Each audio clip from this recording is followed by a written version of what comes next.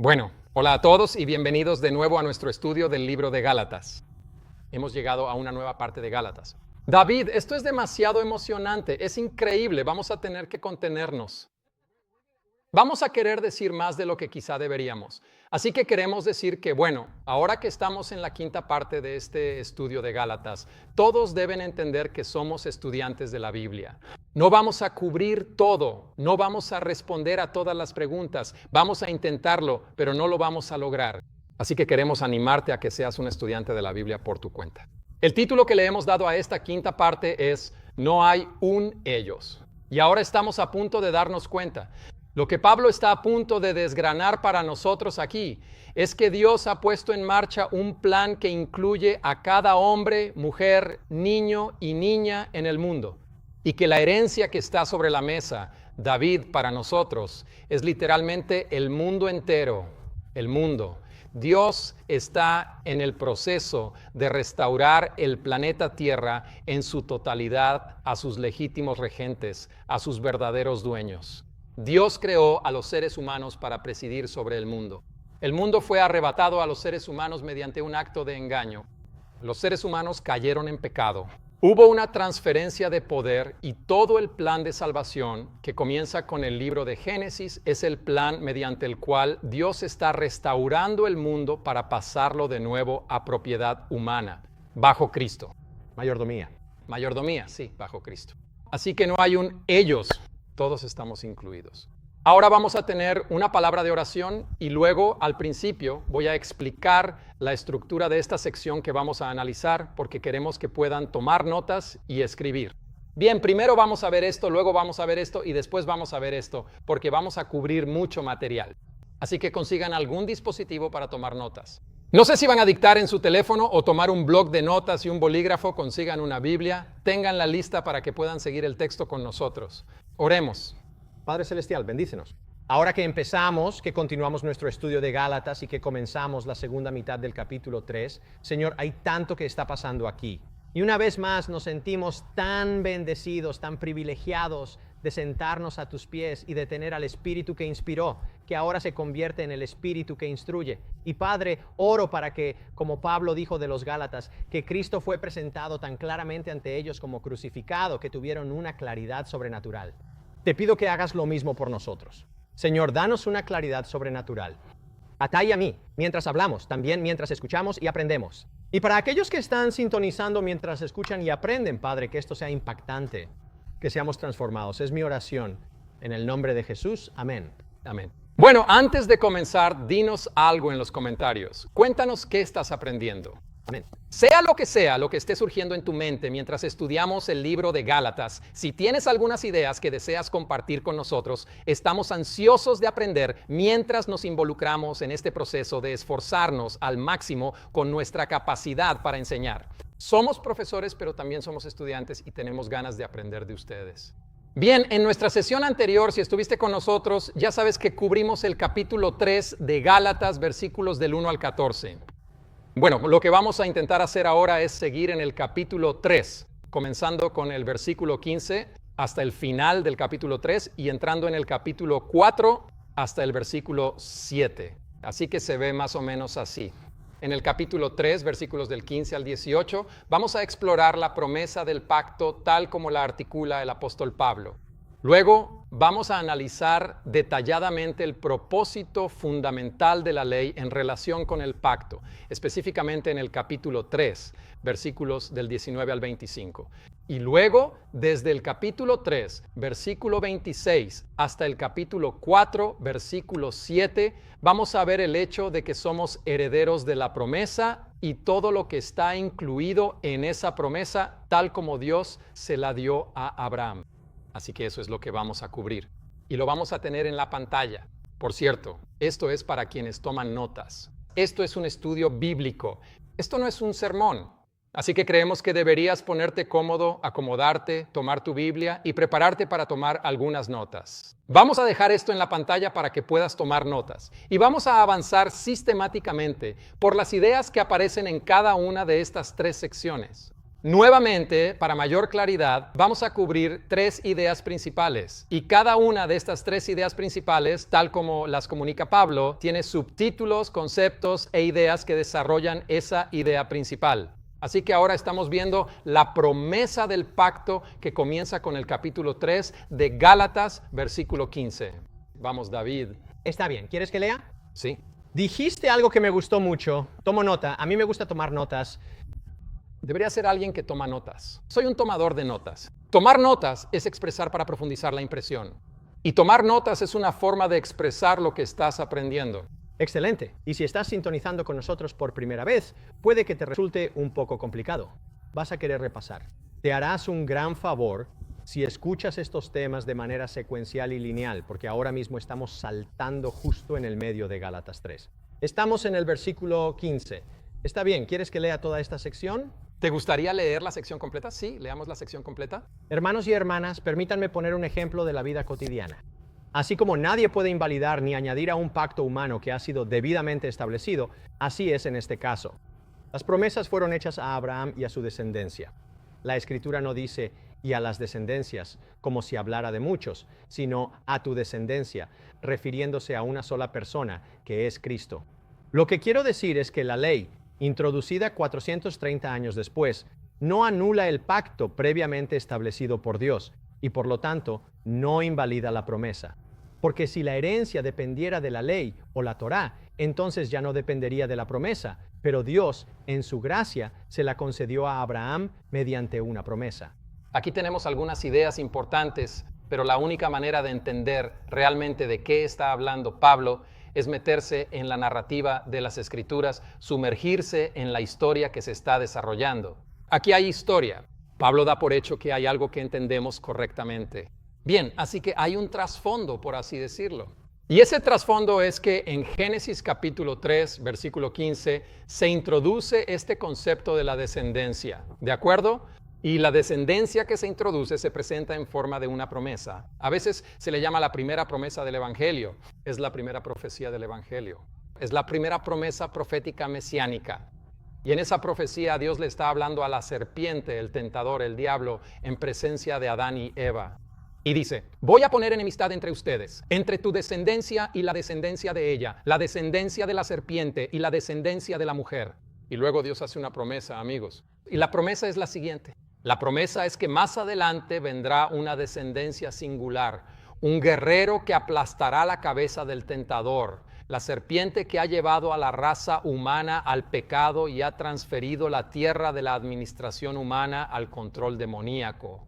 Así que esa es la promesa original del Evangelio. Ahora, cuando llegamos a Abraham y a la promesa que recibió, básicamente Dios solo está cumpliendo la promesa que hizo en Génesis 3:15. Pablo está razonando aquí, David, y dice, escuchen ustedes. La promesa se hizo 430 años antes del evento del Sinaí y la entrega de la Torá, ¿verdad? Así que Pablo está razonando a partir de esa premisa. Y él está diciendo, oye lo que dice, escuchen, Dios prometió salvar a todo el mundo a través de una simiente singular, es decir, un descendiente genético de Abraham singular. Dios prometió salvar al mundo a través de esta simiente singular. Y esa promesa, dice Pablo, es anterior a la entrega de la Torá. Por lo tanto, su gran conclusión es que no hay nada en la Torá, no hay nada en la ley que pueda anular la promesa. No hay nada en la ley que pueda deshacer la promesa de Dios. ¿Te gusta eso, David? ¿Es un buen resumen? Eso es genial. Y él usa la ilustración de una voluntad humana, o testamento, o pacto, ¿verdad? Como cuando tienes un tío, o un pariente, o un familiar que te deja algo en herencia y muere. No puedes cambiarlo. Entonces lo que prometieron que estaba en su testamento queda ratificado, queda sellado por su muerte. Y por eso el punto de Pablo aquí es precisamente correcto. También se puede entender por qué Pablo plantea este punto aquí, porque Pablo ha estado diciendo muchas cosas que presentan la Torá de una manera muy diferente a como lo hacían sus adversarios en Galacia. Y esto podría haber hecho que la gente, los creyentes en Galacia, pensaran, pero espera un momento, Pablo. Ellos presentan un argumento realmente persuasivo sobre la ley. ¿Cuál es el propósito de la ley? ¿Y qué pasa con la Torá? Así que Pablo lo sabe porque, de nuevo, esto es como la mitad de una conversación telefónica. Él sabe que lo que están diciendo sus adversarios es posicionar y enmarcar la ley, la Torá, de cierta manera. Así que tiene que responder a eso, y lo hace de una manera absolutamente extraordinaria. Él dice, mira, es como un testamento humano. Cuando tu tío, cuando tu pariente muere, está sellado, está hecho, está ratificado. Así que la ilustración que usa aquí es, ¿qué fue primero, el huevo o la gallina? ¿Verdad? Pero en este caso, en realidad sí sabemos que fue lo primero. El Sinaí o la promesa de Dios a Abraham. La promesa a Abraham. Él dice que la promesa de Dios a Abraham se hizo más de 400 años antes. Así que este es el punto clave y es exactamente lo que acabas de decir. Todo lo que Dios está haciendo, diciendo y logrando en el Sinaí con la Torá no puede deshacer, descalificar ni cambiar materialmente la promesa que Dios le hizo a Abraham, la cual, como ya hemos aprendido, Abraham recibió por creencia, por fe. Y ese es en realidad el punto principal. Eso es lo que está diciendo. Así que podríamos decir, piénsalo de esta manera. Hay una especie de, una forma de ilusión que debe destruirse. Y la ilusión es que la gente piensa que Pablo está diciendo algo novedoso. Pero en realidad Pablo está diciendo lo mismo de siempre. Pero parece que lo que Pablo está diciendo es algún tipo de teología nueva, algún tipo de perspectiva nueva. Parece que Pablo está diciendo algo nuevo porque han pasado cientos de años y se han ido acumulando capas y capas de conceptos erróneos y malas interpretaciones de la Torá y de las Escrituras. Pablo llega y David, él mismo fue receptor y albergador de esos conceptos erróneos sobre el verdadero significado de las Escrituras. Escribe a su yo pasado. Le escribe a su yo pasado. Esa es una manera excelente de decirlo, David. Pablo se está dirigiendo a su antiguo yo y en ese sentido se está dirigiendo al judaísmo en general, porque todos han sido adoctrinados con un concepto erróneo de lo que significan las Escrituras. Y entonces Pablo llega y dice, wow, he experimentado un despertar y recibido revelación sobre lo que realmente significan las Escrituras. Y ellos dicen, no, esto es una teología nueva. Y Pablo está diciendo, no, en realidad esto es antiguo. Esto es lo original. Esto es exactamente lo que siempre significó. Dios siempre tuvo la intención de que los gentiles fueran incorporados al pacto abrahámico. Esto no es nuevo. Correcto. Recuerden eso. Este es precisamente el punto que estás planteando. El mismo Pablo lo dijo antes en este mismo capítulo, Gálatas 3:8. Escucha estas dos palabras. La Escritura previó que Dios justificaría a los gentiles por la fe y anunciaría de antemano el evangelio a Abraham. Esas dos palabras, previó y de antemano, muestran que esto no es una innovación. Pablo continúa a lo largo del texto. Y me gusta lo que hiciste ahí, Tai. Tomaste la palabra simiente y no solo volviste a Abraham, sino que fuiste antes de Abraham. Fuiste hasta la simiente en Génesis, que casi con certeza está en la mente de Pablo aquí. ¿Correcto? Y esa palabra simiente es la palabra griega sperma. Así es. Puede significar literalmente semilla. También puede significar familia o descendiente. Así que es muy interesante. Lo que él está diciendo es que Dios no tiene dos familias. Así es, solo una. No tiene una familia basada en la Torá y otra basada en la fe o algún otro tipo de distinción. No, Dios tiene una sola familia. Y de nuevo, esto nos recuerda el incidente de Antioquía. Y ahora se está volviendo cada vez más claro por qué Pablo contó el incidente de Antioquía. No fue solo para dejar mal a Pedro, fue para dejar claro el punto. No hay dos mesas, hay una sola mesa. Hay una sola mesa. Y mira esto, David, esto es genial. Entonces, lo que estás diciendo, acabas de decir que no hay dos familias, sino que hay una sola familia. Correcto. Y Pablo está dejando claro aquí que hay una sola familia representada por una sola simiente. Con esto se refiere a la S mayúscula, nada menos que el Mesías. Jesús, el Mesías, es el único hombre que representa a todos los hombres. Todos los seres humanos están encapsulados en Jesús, la cabeza representativa de toda la raza humana. Jesús es aquel en quien todas las promesas de Dios son sí y amén, por citar otro pasaje de Pablo. Primera de Corintios 1. Exactamente, esto es realmente increíble. O es segunda de Corintios 1. Así que si Jesús es la única simiente, la única semilla, David, la única simiente, de ahí Pablo está deduciendo que todos están incluidos en lo que se ha logrado en la persona de Jesucristo. No como una innovación, no como algo nuevo, sino como la intención original de Dios, del pacto desde el principio. Hermoso, en 2 Corintios 1:20. Todas las promesas de Dios y las Escrituras se cumplen en el Mesías. Es decir, todo el Antiguo Testamento, toda la Torá, se cumple de manera perfecta en Cristo. Así que me parece, Tai, que hemos cubierto los 3 puntos que tienes ahí. Bien, así que tienes la promesa del pacto. Es una promesa inmutable, visto. No se puede hablar de su descendencia. Singular, visto. Me gusta lo que hiciste ahí con la mayúscula. Y esto es anterior a la ley, 430 años antes de la Torá. Así que todo lo que la Torá dice, hace y logra no puede deshacer la promesa que Dios le hizo a Abraham. Sí. Ahora, cualquier judío, y especialmente aquellos a quienes Pablo está escribiendo allí en Galacia, va a hacer esta pregunta instintiva y reflexivamente. Entonces, ¿cuál es el propósito de la Torá? Sí. ¿El propósito de la ley, la Torá, según Pablo? Pablo aquí se refiere a toda la Torá. ¿Cuál es el propósito de la ley? ¿Quieres que lo lea yo? ¿Hasta dónde quieres que lea aquí? Porque ahora estamos en el versículo 19. Debería leer hasta, digamos, el 19 y el 20, porque esto es bastante denso. Sí, vamos a tener que explicar esto. Vamos a tener que desgranar esto. ¿Por qué entonces se dio la ley? Y solo una palabra, Tai, esto nos ayuda a saber que estamos siguiendo la línea de pensamiento de Pablo correctamente. Cuando las preguntas que surgen tienen sentido, todo cobra sentido. Es como, pues claro, eso es lo que cualquiera preguntaría. Si esto es lo que Pablo está diciendo, ¿por qué entonces se entregó la ley? Bueno, fue añadida a causa de las transgresiones hasta que llegara la descendencia a quien se refería la promesa. La ley fue dada por medio de ángeles y se confió a un mediador. Versículo 20. Sin embargo, un mediador implica más de una parte, pero Dios es uno. Bien, esto es bastante intenso, pero el versículo 19 no está tan mal. El versículo 19 no está mal. Pero el versículo 20 es difícil. En esencia, lo que está sucediendo en el versículo 19 es que el apóstol Pablo está diciendo que la ley tiene una función, un propósito, y al hacer esta declaración, él está negando la función de incorporación a la promesa del pacto. Él está diciendo que sí, la promesa del pacto está cumplida en Cristo, pero la ley tiene un propósito.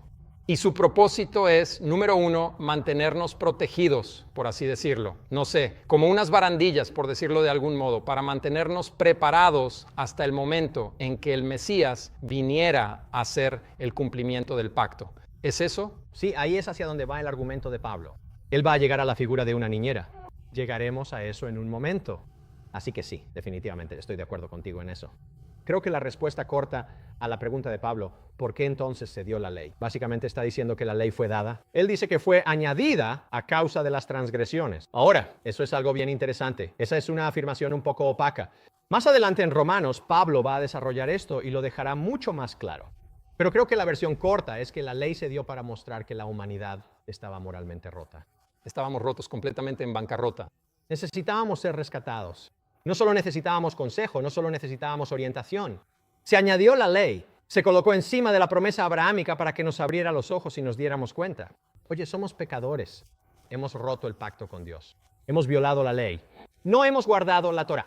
El sistema del santuario estaba en el medio de todo esto. Y más adelante, el sistema del santuario apunta al Evangelio, la vida, muerte y resurrección de Jesucristo. Pero eso es lo que está diciendo. Él está diciendo que la ley cumplió una función, pero era una función provisional para llevarnos hasta la llegada de la simiente. Y esa simiente es el Mesías. Exactamente. Entonces, ¿qué pasa con este mediador? El mediador aquí es Moisés. Realmente tienes dos opciones. E históricamente la gente ha dicho, bueno, Jesús, solo hay un mediador entre Dios y los hombres, el hombre Cristo Jesús. Correcto. Así que esa es una opción. Probablemente el contexto aquí en Gálatas es más fuerte en ese sentido. Él está hablando de Moisés, ¿verdad? Así que recuerda que Moisés fue literalmente un mediador. Él subió a la cima del Sinaí, recibió la ley y bajó. E incluso antes de eso, cuando Dios estaba hablando, todo el pueblo dijo, wow, wow, wow, wow, wow. No queremos seguir escuchándolo hablar porque si sigue hablando, vamos a morir. Y así Moisés medió entre Dios en la cima del Sinaí, en medio de fuego, truenos y humo, y el pueblo abajo en la base del Sinaí. O podrías decirlo así, que Moisés fue el mediador a través de quien la Torá fue dada al pueblo. Sí, eso es exactamente correcto. Y me gusta esta idea de que aquí él cita la Shema, ¿verdad? El Señor nuestro Dios, el Señor uno es. Deuteronomio 6:4. Él está citando eso aquí, literalmente. Dice, sin embargo, que un mediador implica más de uno y Dios es uno. Esta era la idea y la noción más central, este monoteísmo radical del judaísmo, ¿verdad? Que Dios aquí es uno, pero también es, bueno, triuno, que es, ya sabes, en cierta manera ya estamos llegando a esa conclusión, porque Jesús tiene que ser Dios para que el Evangelio tenga sentido. Absolutamente, absolutamente. Bien, versículo 21. Bueno, entonces plantea una especie de pregunta complementaria a la idea de, bueno, ¿cuál es el propósito de la ley? lo lleva en una dirección ligeramente diferente, pero con la misma idea general. ¿Contradice entonces la ley las promesas de Dios? Ahora déjame decir algo aquí. Otra forma de decir esto sería, ¿se opone el Sinaí a la promesa que Dios le hizo a Abraham? La respuesta es que no. Y él da esa respuesta, ¿verdad? Es un no rotundo. Y me encanta lo que Pablo hace aquí. Porque si la ley o si la Torá, voy a insertar eso aquí porque es claramente lo que Pablo tiene en mente. Porque si se hubiera dado una Torá que pudiera vivificar o dar vida, entonces la justicia ciertamente habría venido por medio de la Torá. Pero la Escritura ha encerrado todo bajo el control del pecado para que la promesa que es por la fe en Jesucristo fuera dada a los creyentes. Bien, esto es genial. Y es una manera bastante enrevesada de decir algo realmente simple. Esto es lo que Pablo está diciendo. Él está diciendo que si Dios hubiera podido darnos acceso a la comunidad del pacto, acceso a la vida, acceso a sí mismo por medio de la Torá, lo habría hecho. Pero no pudo. Pero no pudo y no lo hizo. Así que lo que hizo fue darnos acceso por la fidelidad de Jesús. Lo que quiere decir es que Dios nos dio acceso por su fidelidad. Correcto. En lugar de la nuestra. Así es. Y luego dice que la manera en que accedemos a eso, aquí mismo dice, es dando. Así es. Al final del versículo 22 dice, para que la promesa que es por la fe en Jesucristo fuera dada a los creyentes. Aunque, de nuevo, como mencionamos en nuestra última sesión, la tinta de la historia ya está seca. La única manera de acceder a un evento histórico es pensando en él y creyendo en él. Creyendo en él. Sí, pero creyendo en ello. Así que Pablo es realmente genial. Básicamente está diciendo que si Dios hubiera podido arreglar la masa del pastel para que pudiéramos tener acceso a la vida, a Él, a la salvación y a la mesa a través del cumplimiento de la ley, entonces Jesús no habría tenido que ir a la cruz. Sí, exactamente. Pero Él no pudo. Y no lo hizo. Es complejo, pero es simple. Una vez que lo entiendes, una vez que lo ves, tiene perfecto sentido. 100%. Está bien, continúa. Versículo 23. Antes de que llegara esta fe, estábamos confinados bajo la ley. Mi versión dice bajo custodia.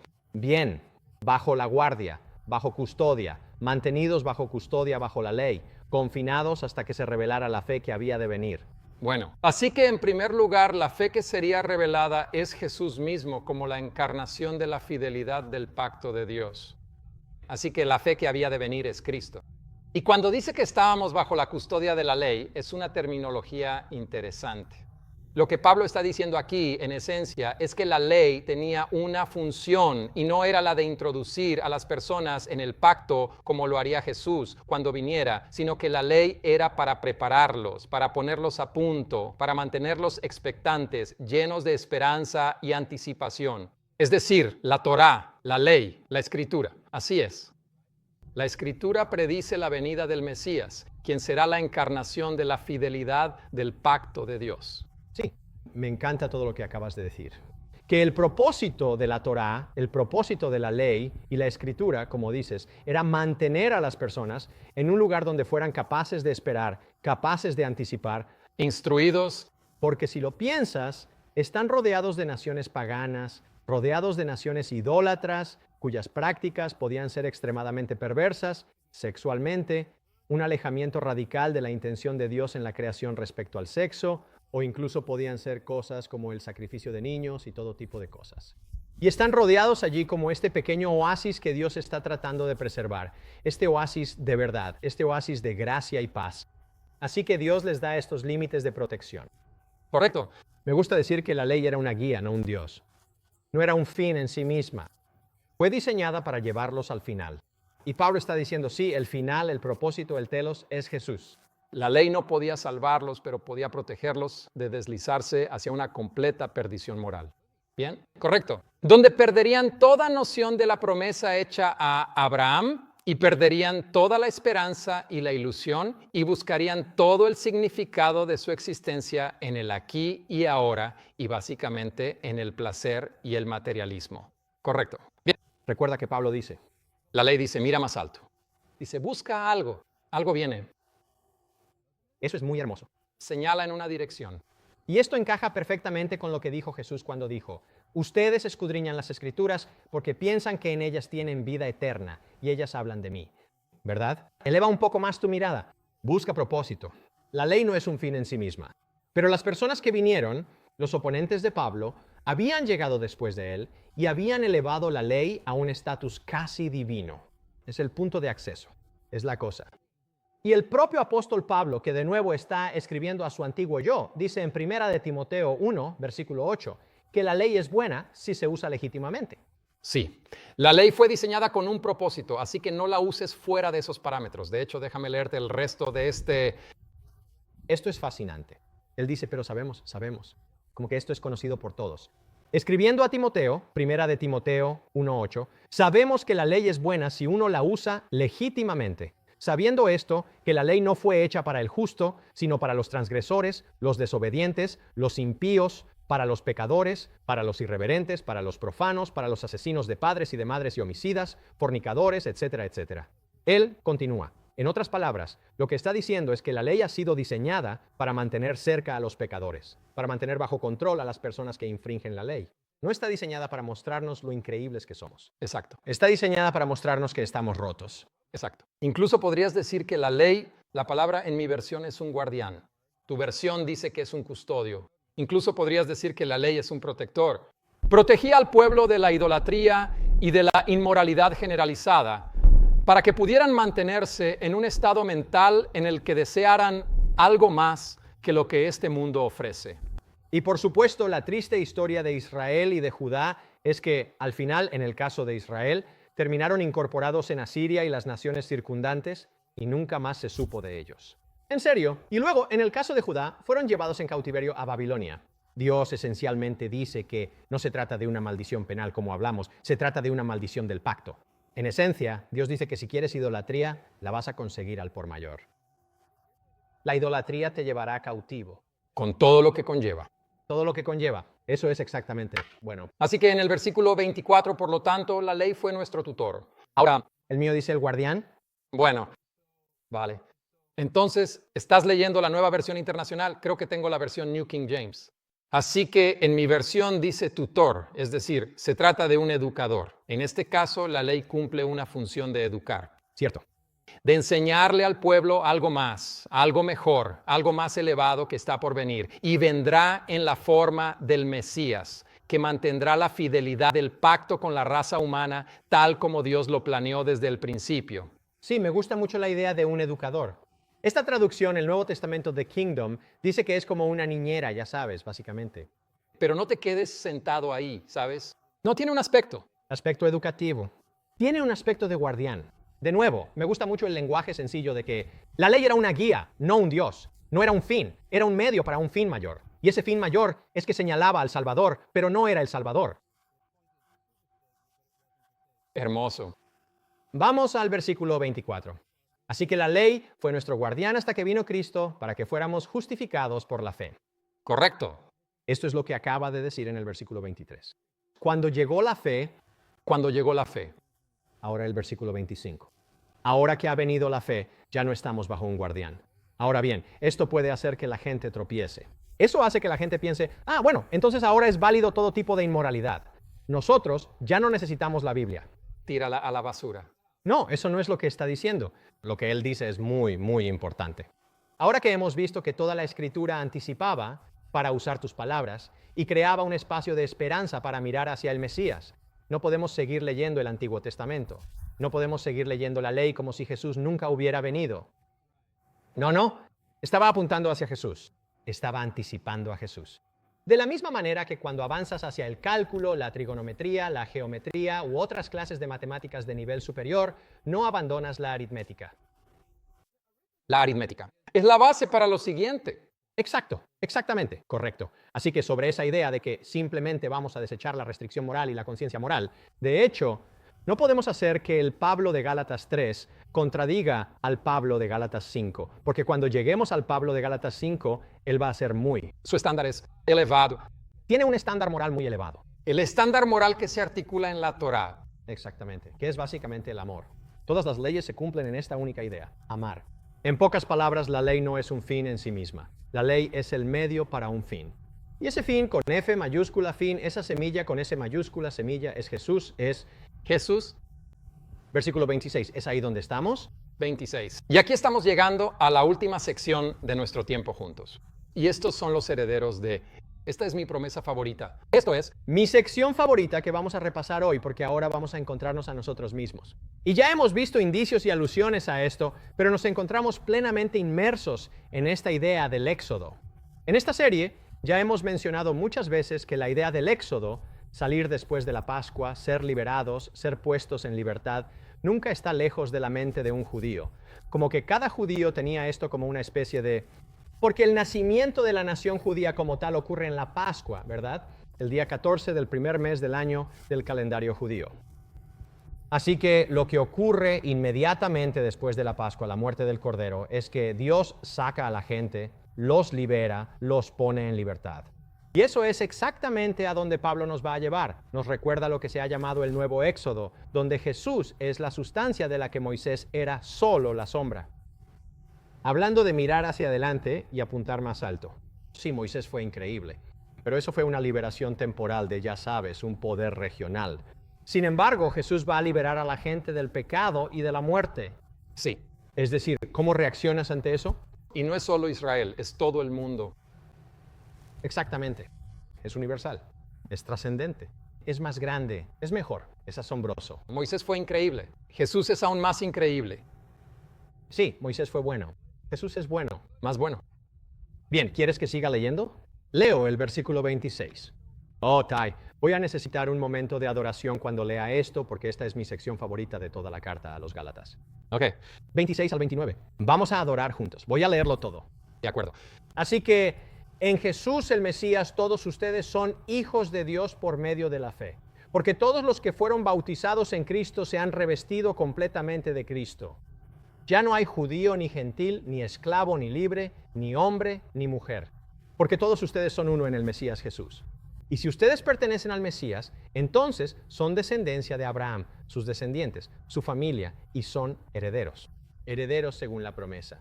Increíble. Breve mención. ¿Es tan increíble? Y quiero comentar una cosa. Pablo no lo dice aquí, pero lo dirá más adelante en 1 Corintios 10, que cuando Israel salió, matan al Cordero Pascual, ocurren las plagas y salen de Egipto, pasan por el Mar Rojo. Y Pablo dice que fueron bautizados. Fueron bautizados. De manera corporativa. Pablo aún no ha desarrollado eso porque todavía no ha escrito 1 Corintios. Pero esa idea es increíble. Es absolutamente increíble que cuando pasaron por el Mar Rojo, fueron bautizados, fueron sumergidos en el nuevo pacto. Fueron sumergidos en su libertad recién encontrada. Fueron sumergidos en ser un pueblo libre y tener a Jehová como su Dios. Y luego Jesús viene al mundo y se bautiza en representación de toda la raza humana. ¿Correcto? Absolutamente correcto. Sí, Él se pone de pie. ¿Cuál es la palabra que hemos utilizado? Incorporación.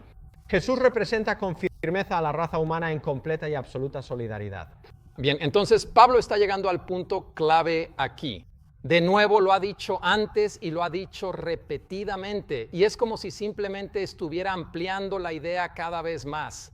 Y literalmente está diciendo que no importa si eres griego o romano o lo que sea. No importa lo que eres. Hombre, mujer, toda persona que pertenezca a Jesús es descendiente espiritual de Abraham. Esto es realmente increíble. Bien, entonces Israel no es solamente un grupo étnico, sino también una identidad espiritual. Es un grupo de pacto. ¿Es inclusivo? Piénsalo de esta manera. David, ¿cierto? Ahora, piénsalo de esta manera. Eres un israelita. Soy israelita. Soy un niño. Yo soy hijo de Abraham. ¿Correcto? No en el sentido étnico o genético de la palabra. Correcto. Ese no es el sentido más importante, David. Es más bien en el sentido del pacto, que es el más importante. El plan de Dios siempre fue que el pacto se definiera no por barreras étnicas, sino por la promesa del pacto. Y la pista de esto se encuentra. Esto es anterior a Pablo y a la conversión de Pablo. Esto se remonta muchos años atrás. Esto va incluso antes de esto. Pero permíteme usar esto como ejemplo. Cuando Juan el Bautista comenzó a predicar y muchos de los líderes religiosos salieron a escucharlo, Juan percibió que la respuesta de estos líderes religiosos a su predicación era diferente a la respuesta de la gente común. Así que les dice, y él sabe lo que están pensando, lo anticipa, le da voz a los pensamientos de los líderes religiosos de la época. Él dijo, espera, mientras predico aquí un bautismo de arrepentimiento, de cambio, de contrición. No digan dentro de ustedes mismos, oh, tenemos a Abraham como nuestro padre, y luego dice algo radical. Él dice toda esa cuestión étnica, genealógica. Dios puede levantar hijos a Abraham de estas piedras. Y es totalmente irrelevante. Así que Dios no se limita a una etnia. Esa nunca fue la intención. Somos descendientes de Abraham, la familia de Abraham, la semilla, la descendencia de Abraham, en la medida en que respondemos a las asombrosas promesas de Dios de la manera en que lo hizo Abraham. Así que los seguidores de Jesús en el mundo, hoy en cada nación, en todo el mundo, son más Israel desde una perspectiva bíblica que la nación de Israel. Bueno, siempre y cuando estén viviendo fuera del pacto. Porque Pablo, más adelante en Romanos, y sé que lo sabes, desarrollará la idea de que si eres Israel, es decir, si eres un descendiente genético de Abraham y tienes una fe basada en el Mesías, eso es algo bastante chulo y bueno, ¿verdad? En Romanos Pablo hace una pregunta. ¿De qué sirve ser judío? Él dice mucho en todos los sentidos. Así que tal vez decir más no sea la manera correcta de decirlo, pero el punto de Pablo no tiene que ver con establecer. Lo último que Pablo querría es crear una competencia entre quién es realmente Israel y quién no lo es. Pablo quiere decir exactamente lo que has dicho. Todo el mundo está abarcado en la promesa hecha a Abraham. Es que en ti todas las naciones de la tierra serán bendecidas. Sí, y de nuevo, esto no está limitado a la etnicidad, está basado en el pacto. Con su pincel, Pablo borra las principales distinciones y demarcaciones que existían en su época. No solo judío y gentil, ¿qué tal esclavo o libre? Nada. Esta es una manera realmente asombrosa de pensar sobre la esclavitud. Esto es una locura. Leí esto hace años. Hoy pensamos en los esclavos como la esclavitud, especialmente en los Estados Unidos de América con el comercio transatlántico de esclavos. Tenemos una aversión tremenda y justificada hacia la esclavitud. Pero en realidad, esa es una forma moderna de pensar, que todos los seres humanos son creados iguales. No importa la nación, no importa la religión, no importa el color de piel. No. Todos somos iguales. Esta es una innovación radical. Bien, algo así como en los tiempos modernos. Ciertamente consistente con las Escrituras. Bueno, es un fruto de la Escritura. Sí, es un fruto de la Escritura. Esa es una mejor manera de decirlo. Pero en el mundo antiguo, los esclavos eran algo análogo a lo que somos hoy en día. ¿Estás listo para esto? Como el petróleo y también como la energía solar. Eran la energía mediante la cual las naciones que conquistaban otras naciones lograban hacer lo que querían. No solo no eran humanos, eran simplemente como material combustible. Eran simplemente cosas. Necesitamos que se construyan edificios, pirámides, ciudades. Necesitamos. Y entonces que Pablo dijera, no solo no hay judío ni gentil, tampoco hay esclavo ni libre. En el mundo de Pablo, un esclavo es infrahumano. Sí, un esclavo es una herramienta para ser usada y descartada sin miramientos. Así que esto es radical. Lo es. Está tan adelantado con respecto a las demás naciones. Quiero decir, a las naciones va a tomarles cientos y cientos de años, siglos y siglos y siglos, llegar hasta aquí. Sí, ni hombre ni mujer. Ciertamente esto no es un intento de Pablo de borrar el género. No, él no está borrando la distinción biológica. Él está diciendo que todos están incluidos en el pacto. Correcto. Distinciones en cuanto al pacto, distinciones en cuanto a la salvación, distinciones en cuanto a la misión de rescate de Dios en Cristo. Todas ellas quedan anuladas y sin efecto. Desaparecieron. ¿Y quieres escuchar algo súper genial? Es que de una manera desafortunada, pero al menos en cierto modo comprensible, la circuncisión llegó a ser vista como una priorización de la masculinidad sobre la feminidad. Sobre la feminidad. Porque como los hombres eran circuncidados, tenían ese punto especial de acceso, esa insignia de honor que llevaban. Y cuando Pablo dice, la circuncisión ya no es la insignia, la circuncisión ya no es la entrada. ¿Tanto hombres como mujeres tienen acceso a través del ¿Bautismo? Sí, es el bautismo. Hombres y mujeres pueden ser bautizados. Una persona judía puede ser bautizada, un esclavo puede ser bautizado. Es increíble. Literalmente, si alguna vez has estado en una situación donde está realmente oscuro, pero la luna está afuera, la luna puede ser muy brillante. Quiero decir, he estado en el bosque en un viaje de escalada o algo parecido, y nos pasa que estamos sumidos en la oscuridad y entonces tienes que salir caminando. Si la luna está afuera y está llena, no hay problema. Pero cuando sale el sol, la luna desaparece. Exactamente. En otras palabras, sí, la luna puede mostrarnos algo. Pero cuando sale el sol de justicia, la luna apenas es visible en el cielo, si es que se ve. Está ahí, pero es irrelevante ante la luz mayor que brilla en el cielo. Y me encanta esto. Su remate es el versículo 29. Lo leo de nuevo. Si perteneces al Mesías, me encanta el lenguaje que utiliza. Tú perteneces al Mesías. ¿Le perteneces? Sí, yo pertenezco al Mesías. ¿Y tú? Yo también. Sí perteneces. Y diríamos, bueno, ¿cómo? Porque tienes un cabello maravilloso, ¿verdad? Porque tengo un gran estilo. No, nosotros pertenecemos al Mesías. Al creer que hizo lo que dijo que haría, se ha convertido en maldición por nosotros. Ha sido colgado en el árbol del Gólgota, ha sido perfectamente fiel a la tierra, a las naciones, a Dios, al pacto, a la Torá. Y si sois de él, linaje de Abraham sois. Vosotros sois descendientes de Abraham.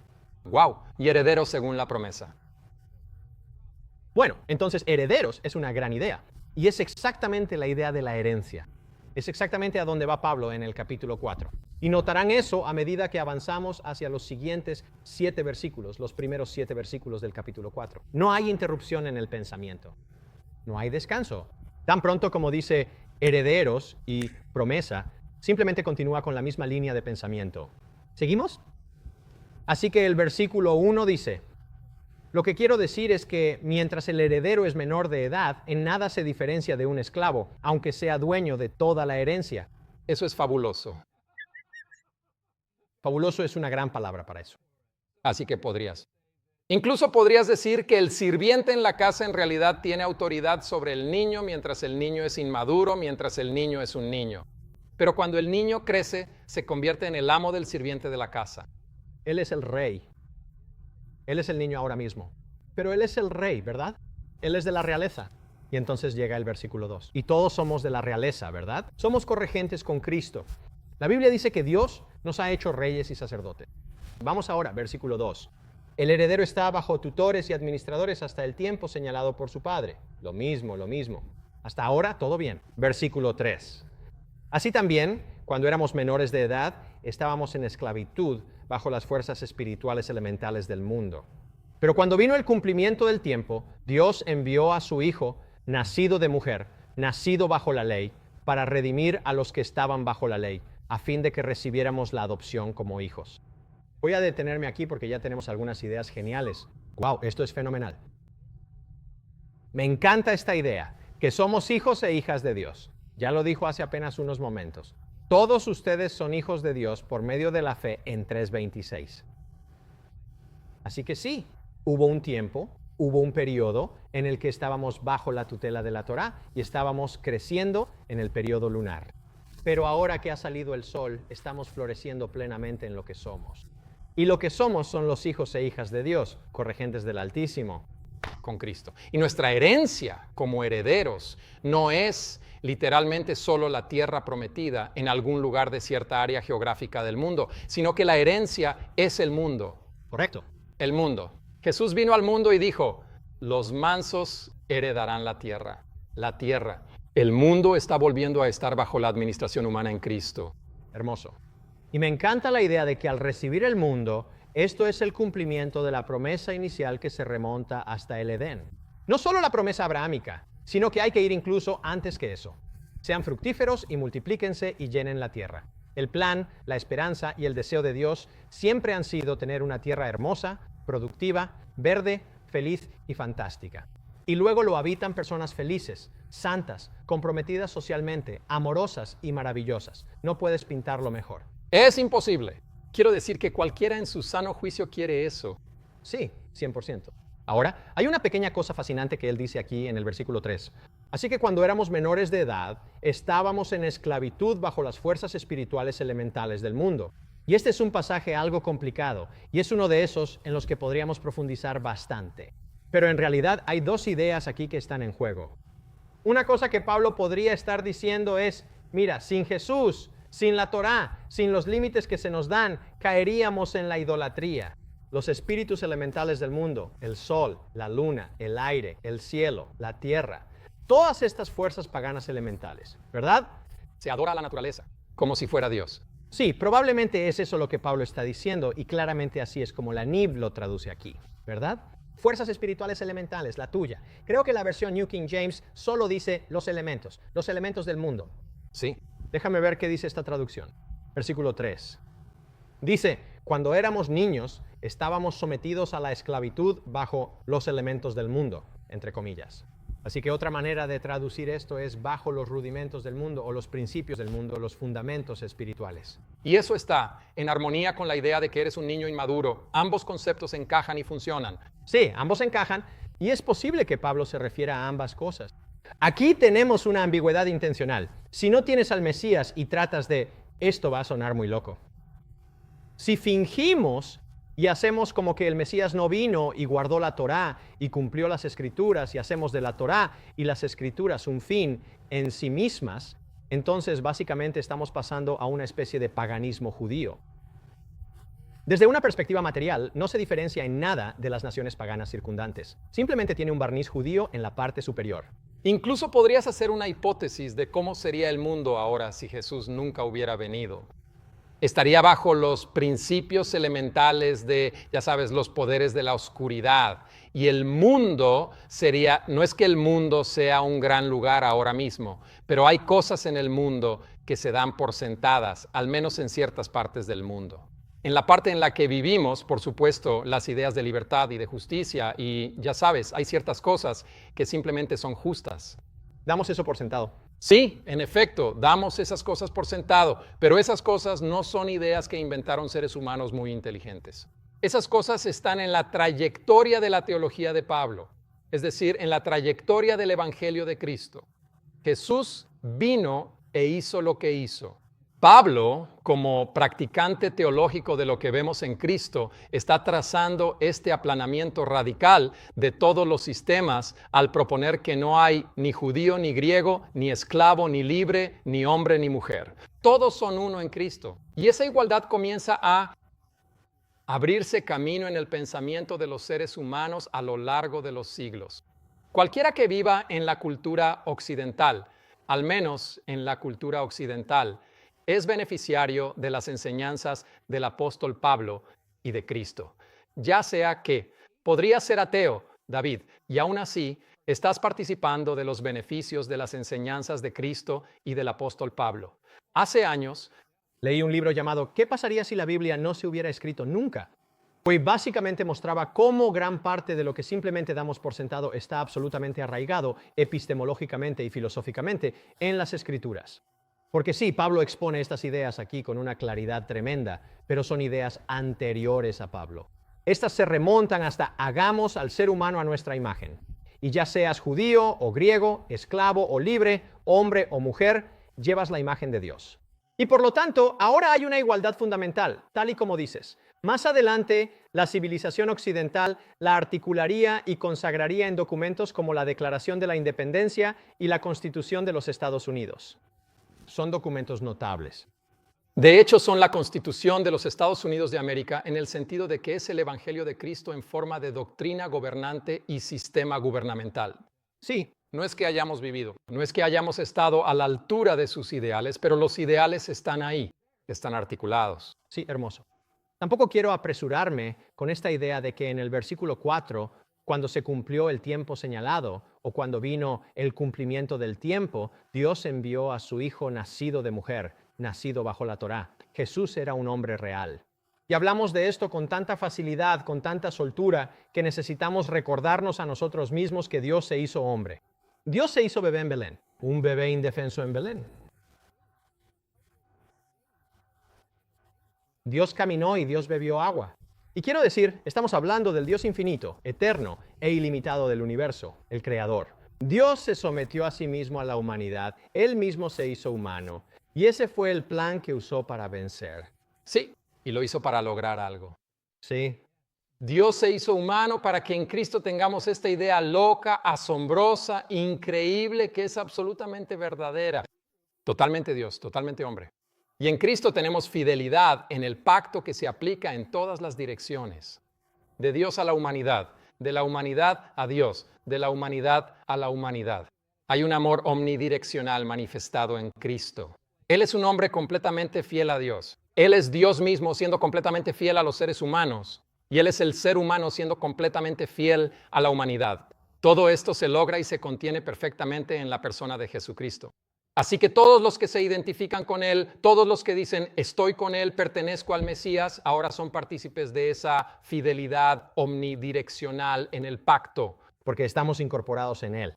Y cuando expresamos una fe recíproca en Él, su fidelidad toma nuestro lugar. Se convirtió en maldición por nosotros. Él se entregó. Se entregó a sí mismo. Bien, versículo 6. Porque sois hijos. ¿Tai? ¿Sientes eso? Sí, porque lo eres. No es que vas a estar o vas a terminar. O a lo mejor va a pasar. O quizás no. Dice, porque sois hijos. Hijos e hijas de Dios. Dios ha enviado su Espíritu, el Espíritu de su Hijo, a nuestros corazones. El Espíritu que llama Abba, Abba, Padre, Padre. Así que este es el lenguaje del Éxodo. Leeremos nuestro último versículo ahora. Así que ya no eres esclavo, sino hijo de Dios. Y como eres su hijo, Dios también te ha hecho heredero. ¡Wow! Ahora, tal vez recuerden cuando Dios se le apareció originalmente a Moisés.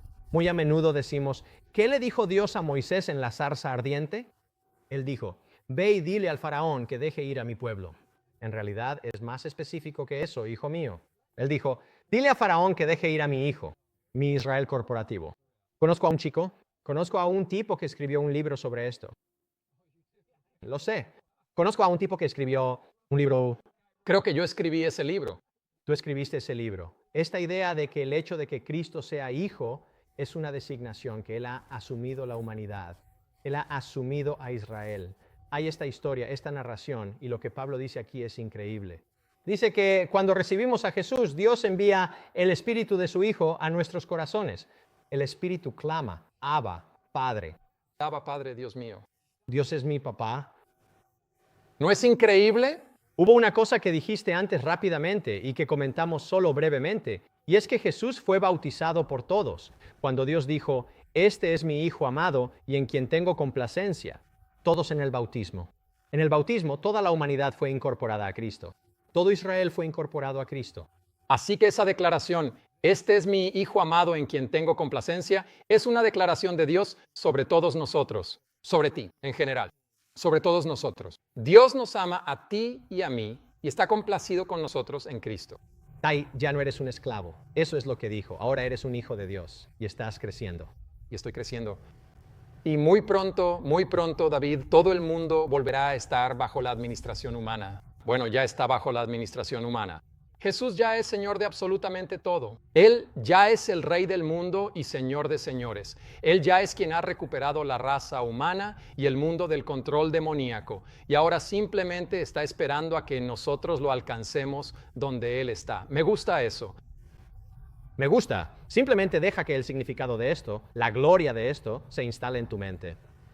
Hay un ser humano en el trono del universo, el trono del universo. Esperando a que lleguemos, esperando que lo alcancemos. Bueno, somos corregentes. Seremos corregentes, reyes y sacerdotes con Él. Las promesas no pueden ser más grandes y mejores que eso. No. A ver cómo ves este resumen. Está bien, aquí tienes el resumen. A ver si lo sientes distinto. El pacto se hizo con Abraham 430 años antes de que se diera la ley. Pablo está señalando este punto e incluye a todas las naciones del mundo. Por lo tanto, la ley no puede estar interpretándose correctamente si se está excluyendo a alguien. Me encanta. ¿Puedo comentar algo brevemente? Regresa a esa diapositiva. Recuerda que la primera vez que se usó la palabra Torah fue en el libro de Éxodo. Éxodo capítulo. Oh, esto es extraordinario. Sí, lo fue. Habrá una sola Torah, una sola ley para ti y para el extranjero que habite entre ustedes.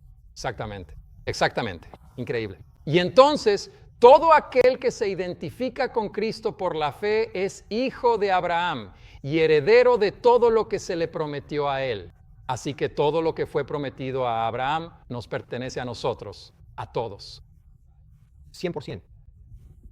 Recuerda, Pablo aún no ha escrito Romanos, pero cuando Pablo escriba Romanos y escriba Romanos capítulo 4, que es esta increíble exposición de Abraham, no muy distinta de lo que ha hecho aquí en los capítulos 3 y 4, él va a decir en Romanos capítulo 4, versículo 13, que Dios le prometió el mundo a Abraham.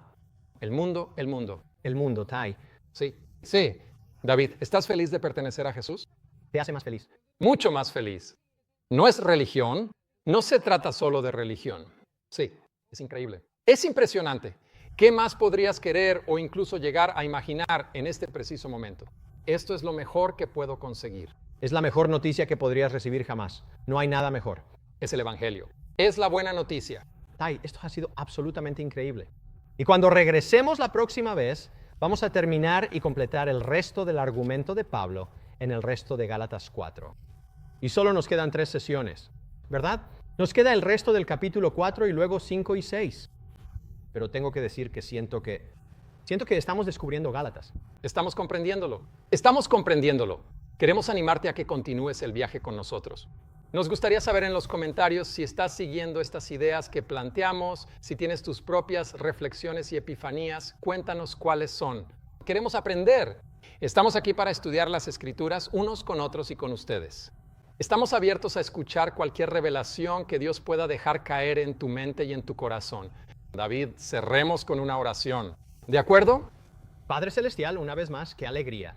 Estamos aquí sentados en el borde de nuestros asientos. Nos conmueven la emoción, la alegría, la felicidad y la gratitud. Padre, la gratitud se desborda por cada uno de nuestros poros. Cada poro rebosa de agradecimiento porque ya no somos esclavos.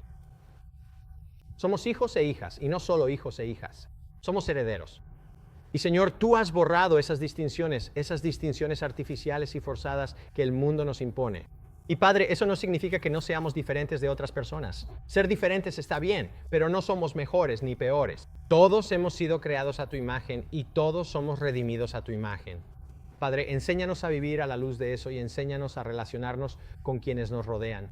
Padre, esto no es solo una religión privatizada y vertical que tengo únicamente con algún Dios. Esto es la manera en que trato a las personas. Esta es la forma en que me relaciono con quienes me aman y con quienes no. Así que, Padre, enséñanos cómo hacerlo. Enséñanos, como dijo Tai, la fidelidad omnidireccional de Jesús. Enséñanos a vivir de esa manera. Y, Señor, simplemente creemos que lo vas a hacer. Creemos que lo estás haciendo. Lo harás por tu Espíritu.